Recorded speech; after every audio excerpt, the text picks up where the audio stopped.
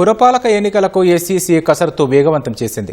కలెక్టర్లు, అదనపు కలెక్టర్లు, మున్సిపాలిటీలు, కార్పొరేషన్ల కమిషనర్లతో రాష్ట్ర ఎన్నికల కమిషనర్ రాణి కుముదిని వీడియో కాన్ఫరెన్స్ నిర్వహించారు. ఈ నెల 12 నాటికి వార్డుల వారీగా ఓటర్ల జాబితా ప్రచురించడం సహా 13న పోలింగ్ కేంద్రాల ముసాయిదా జాబితాను ప్రచురించి టీఈ పోల్ యాప్లో అప్లోడ్ చేయాలని ఎస్ఈసీ తెలిపింది. ఈ నెల 16న పోలింగ్ కేంద్రాలతో పాటు ఫోటోలతో కూడిన ఓటర్ల తుది జాబితాను ప్రచురించాలని ఉన్నతాధికారులకు రాష్ట్ర ఎన్నికల సంఘం స్పష్టం చేసింది. రిటర్నింగ్ అధికారులు, ఏఆర్ఐఓలు, జోనల్ అధికారులు, ఇతర ఎన్నికల సిబ్బంది నియామకాలు పూర్తి చేయాలని రాణి కుముదిని ఆదేశించారు.